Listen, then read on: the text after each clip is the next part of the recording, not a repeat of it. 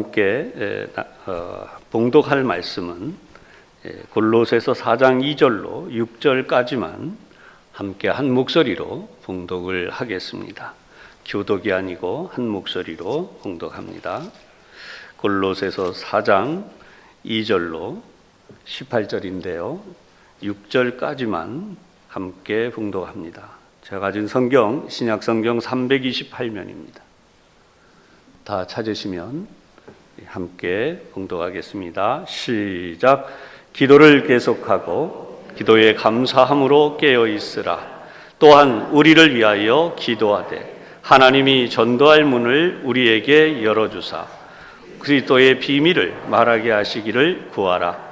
내가 이 일 때문에 매임을 당하였노라. 그리하면 내가 마땅히 할 말로써 이 비밀을 나타내리라. 외인에게 대해서는 지혜로 행하여 세월을 아끼라. 너희 말을 항상 은혜 가운데서 소금으로 맛을 냄과 같이 하라. 그리하면 각 사람에게 마땅히 대답할 것을 알리라. 아멘. 자, 말씀이 큰 은혜가 되시기를 바랍니다. 자, 오늘 양쪽에 앞에 있는 분들을 함께 축복하겠습니다. 오늘도 하나님 은혜가 충만하시기 바랍니다.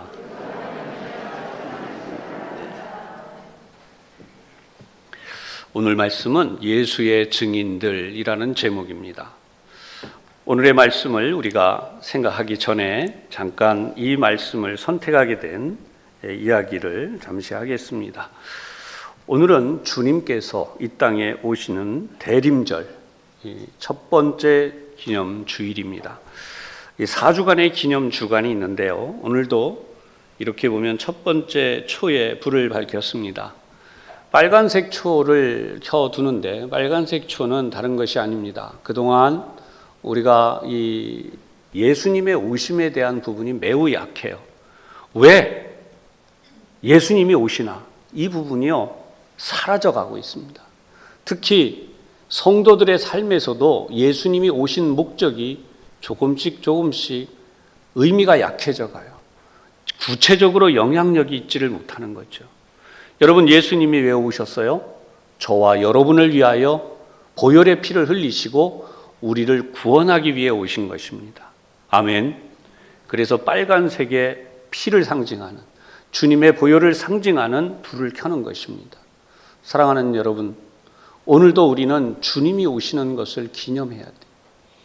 주님은 어둠 속에 오셨습니다. 죄악과 고통 속에. 그것이 바로 보라색으로 상징하는 예전이죠. 빛이 점점 가까이 옴에 따라서 이제 빛의 영향으로 보라색이 옅어져 가는, 죄가 그리고 어둠이 물러가기 시작하는 것을 상징하여서 4주간의 불을 차례로 밝혀가는 것입니다. 이 말씀 속에서 여러분들이 오늘도 큰 은혜를 받으시기를 바라는데요. 초대교회 초림에 있었던 이 사건을 통해서 재림을 준비하는 우리가 오늘도 하나님의 은혜를 받으려고 하고요. 위대한 믿음의 사람들의 발자취를 함께 생각하려고 하는 것입니다. 먼저 오늘 말씀의 구조를 보면 권면 부분이 있습니다. 우리가 함께 보았던 말씀이 권면 부분이에요. 나머지는 끝 인사로 마무리가 되죠. 어떠한 권면이 있을까요? 먼저 이 권면 부분을 정리해 보도록 하겠습니다. 우선 첫 번째 나오는 것은 깨어 있으라 라고 하는 것입니다. 2절에 나오는 말씀이죠. 기도를 계속하고 기도에 감사함으로 깨어 있으라. 하나님 앞에 기도하는 것이 힘들어지고 기도의 능력을 잃어간다면 그 사람에게 문제가 있는 것이죠. 영적인 잠을 자기 시작한 것입니다. 그러므로 깨어 있는 일이 중요합니다. 바울은 이렇게 골로새 교회를 권면하죠. 두 번째입니다. 복음을 전하는 일을 위하여 또 그 복음을 전할 문을 열어주시기를 위하여서 기도하라고 3절에 말해요. 우리를 위하여 기도하되 하나님이 전도할 문을 우리에게 열어주사 그리스도의 비밀을 말하게 하시기를 구하라. 여러분, 기도의 구체적인 내용이 바로 이것입니다. 오늘도 우리는 예수님이 하신 말씀을 기억해야 됩니다. 무엇을 먹을까? 무엇을 입을까? 염려하지 말라. 이것은 이방인들이 구하는 것이고 너희 하늘 아버지께서는 이 모든 것이 너희에게 있어야 할 것을 이미 아신다. 그러므로 우리가 해야 될 것은 그의 나라와 그의 의를 구하라. 그래서 오늘도 이 본문에도 바울은 똑같이 그런 말씀을 기록하고 있습니다. 그리고 세 번째 부분으로 외인에게 그리스도인으로 살아가라 라는 말씀을 하고 있습니다. 그것이 5절과 6절인데요. 외인은 하나님을 믿지 않는 사람을 말해요. 특히 가족 중에도 한 솥에 밥을 먹고 잠을 같이 잔다고, 한 공간을 같이 쓴다고 해도 예수를 믿지 않으면 외인일 수밖에 없습니다. 그런 의미에서 그런 분들의 마음을 여는 비결이 나와 있어요. 그 문을 어떻게 열어서 복음을 전하는가? 여러분, 6절에 보니까 너희 말을 항상 은혜 가운데서 소금으로 맛을 냄과 같이 하라 라고 말씀했어요. 소금은 간을 잘 맞추고 음식이 맛이 나게 하죠. 그러니까 우리가 전도를 할 때에도 상대방을 무조건 폄하하고 아주 안 좋은 그런 식으로 말할 게 아니라 여러분 정말 맛깔스럽게 음식 맛을 내듯이 상대방을 감동하게 하라, 그런 뜻이 여기에 들어 있습니다. 혹은 오해하실 분이 있어요. 그러면 아부를 한껏 하라는 거냐? 아닙니다. 아부는 절대로 모든 사람이 다 알듯이 그건 잘못된 거예요. 그렇다면 상대를 감동시키는 일은 성령 하나님이 역사하시는 것이고요. 아무리 냉담한 마음을 가진 사람이라 하더라도 하나님의 사랑에 대하여는 눈을 뜨는 역사가 일어납니다. 이것이 바로 복음의 비밀이죠. 내가 예수 믿고 구원받아야 함을 마땅히 깨달았고 지금도 어떠한 환경에서도 생명을 걸고 신앙생활을 해야 된다는 것을 알았다면 지금까지 하나님을 모르는 이도 그런 자리로 나올 수 있도록 하나님이 역사해 주신다는 것입니다. 이것이 바로 복음의 비밀이죠. 오늘 말씀을 듣는 여러분 절대로 포기하지 마시고 이런 하나님의 복음을 힘있게 그리고 끝까지 여러분의 가족에게, 이웃에게 전할 수 있기를 주님의 이름으로 부탁드리고 축원합니다. 이제 끝으로 끝인사 부분이 나오는데요. 저와 여러분이 오늘 정말 심도 있게 보아야 되는 부분이 요 속에 들어있어요. 끝인사라고 할 수 있는 부분, 7절에서 시작해서 18절까지 나타나는 내용입니다. 우선 4장의 7절에서부터 14절까지를 먼저 보도록 하겠는데 여기에는 6사람의 인물이 등장합니다. 이들은 어떤 일을 했는가라고 하는 것이죠. 우리가 이 사람들을 생각하겠는데요. 첫 번째로 두기고를 보도록 하겠습니다. 성경 7절과 8절 그리고 9절까지 내용인데 두기고와 오네시모가 함께 있기 때문에 두기고를 함께 말씀을 먼저 드리겠습니다. 7절에 보면 이렇게 설명해요. 두기고가 내 사정을 너희에게 알려주리니. 근데 사정을 어떻게 한다 그러냐면 다 알려준다 그랬어요. 자, 여기서 중요합니다. 바울은 지금 어떤 상황일까요? 바울은 지금 로마의 감옥에 갇혀 있습니다. 우리가 생각할 때 바울이 갇혀 있다. 그리고 바울이 그 사정 형편이 어떤지, 뭐 건강이 어떤지, 또 마음이 어떠한지, 또 그가 지금 어떤 어려움을 겪고 있는지 이런 부분을 알면 뭐해? 그거 뭐 그렇게 중요해? 라고 생각할 수 있습니다. 그러나 여러분 오늘도 제가 이제 후반부로 가면서 강조해 드릴 내용이지만요. 이 당시에 바울에 대하여서 많은 이들이 어떤 생각을 가지고 있었냐면 조금이라도 더 건강하기를, 조금이라도 더 마음에 평안이 있기를, 조금이라도 더 기쁘게 힘이 있게 하나님의 말씀을 전할 수 있기를, 그런 마음이 간절했어요. 그래서 성도들과 이 당시에 초대교회라고 할 수 있는 이제 뒤에 나온 라오디게아 교회를 비롯해서 이 교회들마다 마음에 그런 부담을 갖고 있었습니다. 어떻게 하면 하나님의 복음을 전하는 이 사도 바울이 더 하나님의 복음을 잘 전할 수 있을까? 그러다 보니까 이러한 사정을 알려주는 인물이 누구였는가? 두기고라는 사람이에요. 이 두기고에 대해서 그는 사랑받는 형제요 신실한 일꾼이다 라는 표현을 사용합니다. 왜 이런 표현을 썼는지 이제 내려가면서 보도록 하겠습니다. 특별히 8절에 보면 이 사람을 보내는 이유에 대해서 설명해요. 우리 사정을 알게 하고 너희 마음을 뭐하게 해요? 위로하게 하려 함이라. 바울 사도에 있는 이 형편이 위로가 된대요. 이 골로새 교회 서신서이니까 골로새 교회 교우들에게 보낸 글이죠. 그래서 너희 마음을 위로하게 하려 함이라 그랬습니다. 또 한 사람이 등장하는데요. 9절에 보면 이 오네시모라는 사람이 나와요. 여러분, 오네시모도 역시 같은 일을 했는데 9절 말미에 보면 그들이 여기 일을 다 너희에게 알려주리라. 이 두 사람이 가서 이러한 이야기를 하는 게 이 두 사람의 공통적인 사명이었다는 거예요. 그게 사명인가? 바울의 이야기를 전해주는 게 무슨 사명이야? 그럴 수 있습니다. 그리고 바울이 쓴 글을 가지고 전달하는 것입니다. 요즘으로 말하면 고작해야 편지로 써진 글 가지고 갈 뿐이에요. 근데 그게 뭐 그렇게 대단해? 라고 할 수 있습니다. 여러분, 두기고나 오네시모나 공통적으로 겪은 어려움이 있습니다. 이 사람들은 오늘날과 같이 교통이 편리한 시대를 다닌 게 아니에요. 치안이 잘 유지된 곳을 다닌 게 아닙니다. 길을 가다 보면 노상 강도를 만날 수 있고요.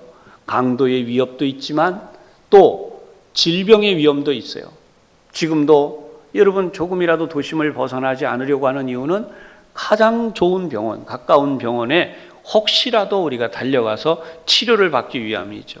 그러나 이 성경을 보는 시대에는 질병을 치료하거나 또는 그러한 것들을 위해서 도심에 사는 사람들과는 반대로 이들은 산 넘고 물 건너갔고요. 심지어 위험한 동물들의 먹이가 될 수도 있었어요.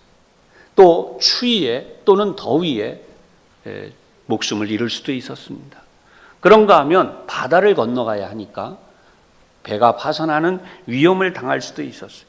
개인적으로 건강이 안 좋아질 수도 있습니다. 이러한 모든 부분들을 다 내려놓고 바울의 편지를 들고 동분서주했던 인물들이 바로 두기고와 오네시모라고 하는 사람들이에요.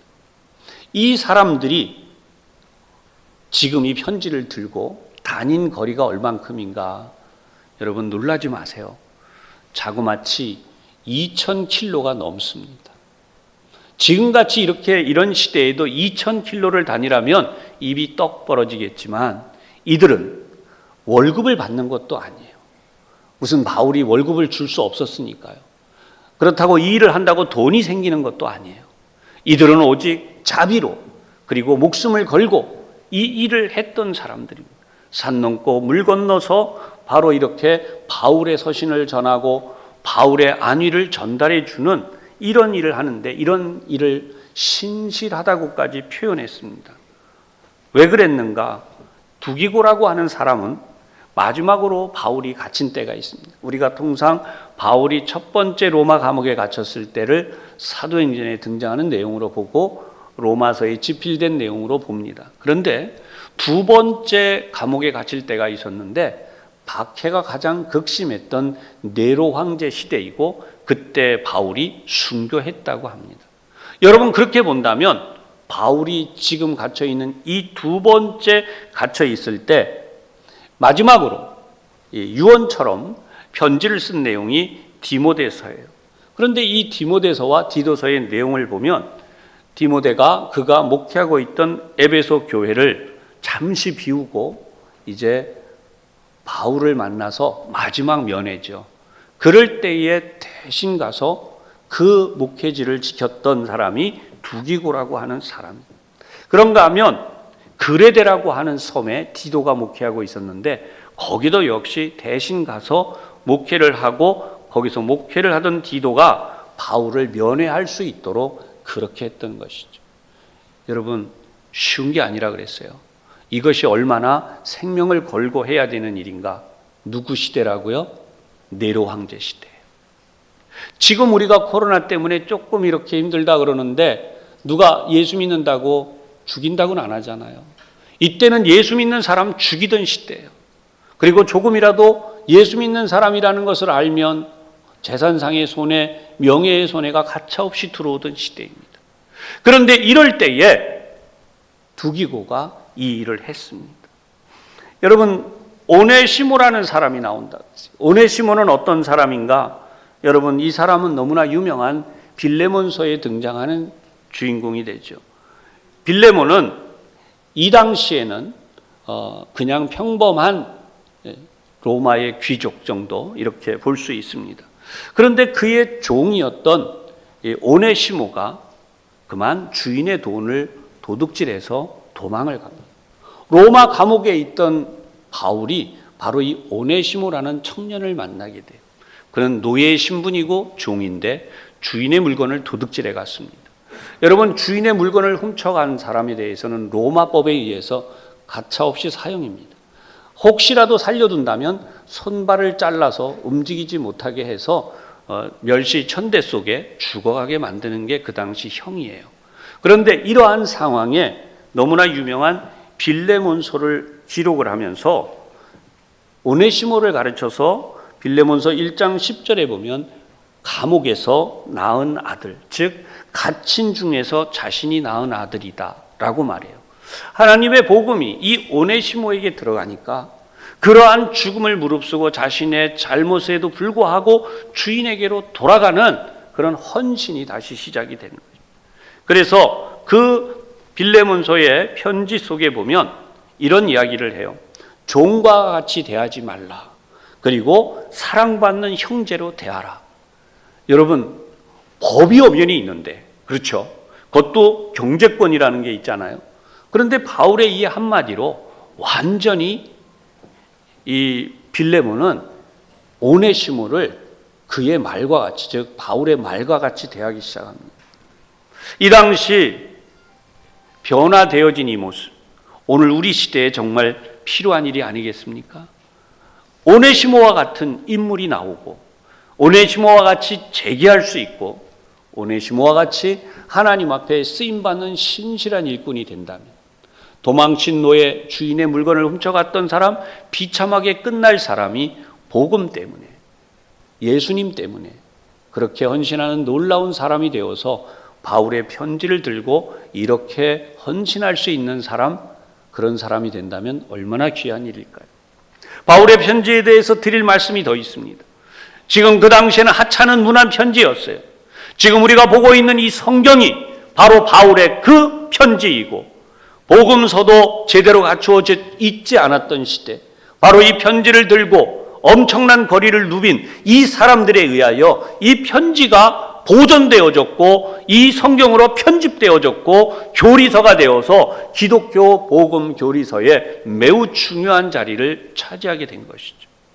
하찮다고 보잘것없다고 그냥 지나갔던 모든 것이요, 하나님의 은혜 중에 이와 같이 예비되고 준비되었다는 것입니다. 초대교회의 이러한 상황을 보면 다시 한번 등장하는 사람들이 있습니다. 아리스타고, 마가, 유스도라고 하는 사람인데요, 이제 다시 한번 10절에서 14절까지 등장하는 6명의 이름 중에 세 사람을 나눌 수 있어요. 10절에서 11절까지 세 사람이 있습니다. 아리스타고, 마가, 유스도. 이 사람들은 유대인들입니다. 12절에서 등장하는 사람 14절까지 에바브라, 누가, 데마. 이 사람들은 이방인들, 헬라인들이에요. 왜 이 사람들이 중요한가? 유대인이나 헬라인이나 모두 하나님을 섬기는 중요한 일을 할 때 서로 차별하지 아니했다는 것이, 이로 인하여 싸우지 않았다는 것입니다. 바울은 이제 이 글 속에서 오늘 11절에 보면요, 헬라파이나 이들만은 하나님 나라를 위하여 함께 역사하는 자들이다, 함께 일하는 자들이다 라는 말을 씁니다. 여러분, 여기 보면 헬라파이지만 함께 일하는 이들, 또 그 다음에 하나님 앞에서 헌신하는데 세례파, 그러니까 쉽게 말하면 우리가 이 할례를 받았지만, 이런 표현은 뭐냐면 유대인들은 태어나면서부터 할례를 받기 때문에 그런 표현을 쓴 거예요. 즉 이들이 유대인이다 라고 하는 말을 하는 것입니다. 지금까지 유대인들은 바울을 죽이겠다고 동맹을 맺고 로마의 감옥에 갇히게 된 첫 번째 이유도 바로 그들 때문이었잖아요. 그런데 그러한 중에도 복음을 위해 살아가는 사람들이 있었다는 것입니다. 그 사람이 누구입니까? 바로 오늘 성경에 등장하는 아리스다고. 10절에 시작이 됩니다. 아리스다고는 바울이 3차 전도 여행을 할 때에 이 사역에 참여했다가 그만 사도행전을 보면 아데미 이 여신을 숭배하는 자들이 데모를 일으켰죠. 반란을. 근데 이들 때문에 결국은 바울을 피신시키면서 본인은 감옥에 갇히게 돼요. 여러분, 이렇게 아리스다고는 바울을 위해서 헌신하고 희생했던 사람이죠. 이 사람은 데살로니가 교회에서 믿음으로 헌신했던 지도자로 알려져 있습니다. 그 다음 또 하나 중요한 사실이 있는데요. 그것은 마가 요한에 대한 이야기입니다. 마가 요한, 바나바의 조카이죠. 사도 바울과 바나바가 함께 복음을 전하러 출발할 때 바로 이 젊은 청년, 아마 20대 초반으로 생각해요. 이 청년을 데리고 출발을 했어요. 그런데 어찌된 일인지 조금 가다가 금세 돌아섭니다. 이 전도가 힘이 들었던 것 같아요. 아마 수종자로 데리고 갔으니까 심부름할 일이 많았던 것 같습니다. 물 설고 낯설은 곳에 갔다가 힘드니까 돌아온 결과로 사도 바울이 2차 전도 여행을 출발할 때는 바로 이 마가 요한을 절대로 데리고 갈 수 없다고 했어요. 이것 때문에 어떤 일이 벌어졌냐면 그렇게 사이가 좋았던 두 사람이 나누어지고 요즘으로 말하면 교회가 분열된 것처럼 찢어져서 서로 나뉘어져서 전도하러 가게 됩니다. 그렇게 좋은 하나님의 일을 이렇게 할 정도가 됐었는데요. 마가 요한이 어떻게 되었는가? 나중에는 빌레몬서에 등장하는 내용에 보면 나의 동역자라고 부르게 돼요. 어떻게 그렇게 됐을까요? 이 청년이 다시 믿음으로 돌아와서 하나님 앞에 헌신한 것이죠. 그래서 디모데후서 4장에 가면 디모데가 마지막으로 바울을 아련하러 바울의 얼굴을 보러 올 때에 마가를 꼭 데리고 오라고 했어요. 그 정도로 굉장히 지금 바울의 마음에 흡족한, 지금까지 염려가 근심이 있었다면 이제는 그를 보는 것이 위로가 될 정도로 훌륭하게 성장을 한 것입니다. 그 다음에 이제 유수도라고 하는 인물이 나오는데요. 이 유수도는 다른 내용이 없습니다. 여러분 성경을 잘 보시면 아주 짧게 기록되어져 있어요. 그것은 11절에입니다. 유수도라 하는 예수도 너희에게 문안하느니라 라고 하면서 뭐라고 했는가? 이들만은 하나님의 나라를 위하여 역사하되 나의 위로가 되었다는 것입니다. 여러분, 하나님 앞에서 위로를 주는 사람, 여러분들이 신앙생활 하는데 여러분의 마음에 위로를 줄 수 있는 사람, 힘이 되어지고 용기를 가지게 하는 사람이 얼마나 값어치가 있는가. 이 한 절의 말씀으로 널리 알려지기보다 정말 굉장한 일이구나라는 것을 알게 됩니다. 그 다음으로 등장하는 사람이 에바브라입니다. 여러분 12절을 보면 에바브라에 대해서 이렇게 표현했어요. 그가 항상 너희를 위하여 애써 기도하여 그랬습니다. 너희로 하나님의 모든 뜻 가운데서 완전하고 확신 있게 서기를 구하는. 여러분 우리가 해야 하는 일 중에요. 돈 벌러 다니는 거 중요하죠. 그도 중요하지만 기도하는 일이 중요해요. 기도를 어떻게 해야 돼요? 성경에 나와 있는 대로 애써 기도했대요. 너희를 위하여 항상 애써서 기도했대요. 무슨 내용을? 하나님의 모든 뜻 가운데서 완전하고 확신 있게 신앙생활할 수 있도록. 사랑하는 여러분, 여러분의 자녀들을 위하여 얼마나 기도하고 계십니까? 여러분의 자녀를 위하여 여러분이 기도한 만큼 여러분의 자녀들이 믿음의 사람들이 된다는 거예요. 말로는 신앙생활을 못 시킵니다. 초대교회가 그러했어요. 말로는 신앙생활을 할 수가 없어요. 얼굴을 본 적이 없습니다. 제대로 만나본 적도 없어요. 요즘같이 핸드폰 화상통화 이런 거 한 적 없어요. 일면식도 없는 사람들을 위하여 누가 그렇게 기도했다고요? 에바브라가. 우리 교회도 오래 기도하시고 또 많이 기도하시는 교우들이 계시죠. 여러분들이 제가 말씀 안 드려도 다 잘 아시잖아요. 우리는 정말 기도의 승부를 어디서 보는가? 믿음의 결실이 나타나는 데서 볼 수 있는, 즉 골로새 교회나 이 뒤에 나오는 라오디게아 교회나 에베소 교회나 그 외에 많은 초대 교회들이요, 믿음의 반석에 설 수 있었던 것은 얼굴도 본 적이 없는 사람들을 위하여 믿음으로 간절히 기도하는데 13절에 이렇게 나와요. 그가 너희와 라오디게아에 있는 자들과 히에라볼리에 있는 자들을 위하여 수고하고 있다. 알려준다는 거예요. 이런 사람이 있다는 것을. 이제 이방인으로서 하나님 앞에 헌신했던 세 명의 사람들을 보겠습니다. 에바브라라고 하는 사람. 이 사람은 어떻게 말씀하는가? 오늘 우리 성경을 보면 이런 표현이 있어요. 너희를 위한 그리스도의 신실한 일꾼이다 라고 이야기합니다. 에바브라가 그렇다는 거예요. 여러분, 정말 우리는 오늘도 하나님 앞에서 이런 믿음의 삶을 잘 나가요. 그 다음으로 나오는 사람이 있는데요, 누가가 있습니다. 누가는 이방인이잖아요. 너무나 잘 아는 대로 이 사람은 누가복음을 기록했고 사도행전을 기록했습니다. 여러분, 누가복음과 사도행전의 기록을 잘 보면서 우리 마음에 이런 생각을 해야 돼요. 아, 이 사람은 하나님 앞에서 정말 헌신했구나. 누가가 어떤 사람이에요? 바울이 선교하러 나갈 때 2차 전도 여행부터 함께 동행했어요. 그리고 3차 전도 여행에도 같이 갔어요. 바울이 감옥에 갇혔을 때에도 그에게 수종을 들었어요. 여러분, 이런 상황을 보면 요즘같이 무슨 조금이라도 손해가 오거나 어려운 일이 생길 때는 떠나려고 하잖아요. 혹시라도 내 이름이 연루가 될까 봐. 그런 사람들 많죠. 근데 교회 안에서조차도 지금은 서로 마음을 쉽게 열지 못하는 시대에, 이때에 아무 그런 일도 알지 못하는 이방인인 누가가 이렇게 헌신을 했다는 거예요. 앞에서 말씀드린 유대인들, 에바브라는 제가 잘못 좀 말씀 착각했어요. 근데 어쨌든 이런 사람을 대하는 것과 달리 완전한 이방인임에도 불구하고 이렇게 헌신을 했다라고 하는 의미에서 저와 여러분이 다시 한번 믿음으로 이 문제를 해결해 나가야 되겠습니다. 데마가 나와요. 그 다음에 데마는 성경을 보면 이때까지는 훌륭했어요. 계속해서 바울을 도왔습니다. 그러나 뒤에 가면 디모데후서 4장에 나타나는데요, 나와 함께 한 자가 하나도 없고 2차 감옥에 투옥됐을 때예요.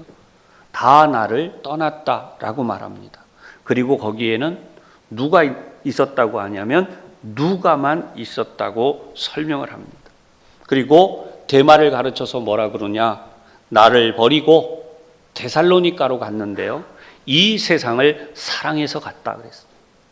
여러분, 예수 믿었다고 끝까지 간, 얼마나 좋겠어요. 예수 믿다 중간에 그만두는 사람이 이렇게 생긴다는 것입니다. 그렇다면 누구라도, 저와 여러분 중에 누구라도 데마처럼 되어서는 안 된다는 것이죠. 누가는 엄밀히 말하면 사도 바울의 주치의였다고 할 수도 있습니다. 돈을 받고 했을까요? 아니에요. 바울이 무슨 돈이 있어요? 앞에서 말씀드린 것처럼 두기고나 오네시모나 이런 사람들이 돈을 받고 편지를 배달했을까요? 생활비를 받고 일했을까요? 아니라는 거예요. 자기 자비로 했으며 헌신했으며, 그분들이 그렇게 헌신한 결과 우리가 보고 있는 이 성경과 같은 서신서들이 남아있고, 이 서신서들이 우리가 보는 귀한 성경 말씀이 된 것이죠. 오늘 이 시대를 가르쳐서 얼마나 힘들어합니까? 교회가 힘들다고요? 여러분, 15절 이하에 보면 라오디게아의 형제들이라는 표현이 나옵니다. 이것이 라오디게아 교회를 가르치는 거예요. 눈바라는 이가 나오는데, 이분은 여성인 동시에 그분의 집에 있는, 그 여자의 집에 있는 교회를 이야기합니다. 여러분, 성경에 등장하는 이런 교회들이 바로 그 당시에는 개척교회고 가정교회고 숨겨진 교회예요. 언제든지 네로 황제와 같은 자들에게 발각이 되면 완전히 몰살 아니라 글자 그대로 끝이 납니다. 그럼에도 불구하고 복음이 너무나 소중해서, 하나님이 너무 소중해서 이렇게 믿음의 삶을 살게 되었는데 그 이유가 무엇입니까? 복음의 가치를 알았기 때문이라는 거죠. 할렐루야! 우리는 이 시대가 염려할 시대가 아니에요. 하나님의 말씀을 붙들고 이 말씀 때문에 물질로도 헌신하지만, 말과 기도로도 헌신하지만, 동시에 자기의 삶을 들여서 헌신하는 사람들이 나왔기 때문에 그렇다라고 하는 것이죠. 여러분, 이 서신서들은요, 교회마다 돌아가면서 봤다는 것이죠. 그래서 여러분이 보고 있는 이 16절에 이런 내용이 나와요. 이 편지를 너희가 읽은 후에 라오디게아인의 교회에서도 읽게 하고 또 라오디게아로부터 오는 편지를 너희도 읽으라.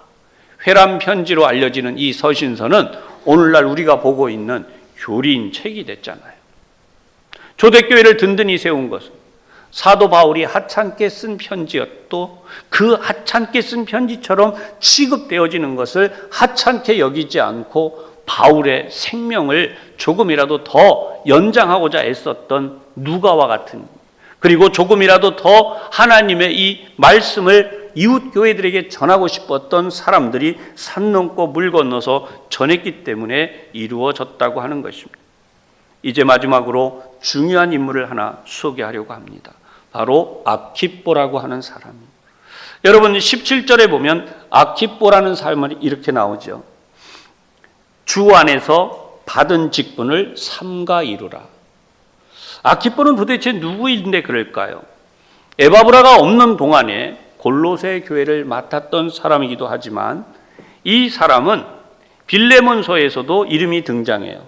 우리와 함께 병사된 아키뽀. 쉽게 말하면 이 아키뽀는요, 평범한 사람이 아니고 평범한 사람임에도 불구하고 믿음의 다음 세대로 든든히 섰다는 사실입니다. 여러분, 우리는 오늘도 이 성경 속에서 등장하는 인물들을 차례로 살펴보았습니다. 이제 말씀을 정리해 보겠습니다. 우리는 오늘 이름이 거명된 이 사람들을 천국에서 만나게 될 것입니다. 여러분은 천국에서 여러분의 이름이 거명되고 기록될 수 있는 그런 길이 어디에 있는가? 바로 저와 여러분이 이 교회 성도의 이름에서 지워지지 아니하고 끝까지 가는 것입니다. 대마처럼 되면 안 되는 거죠.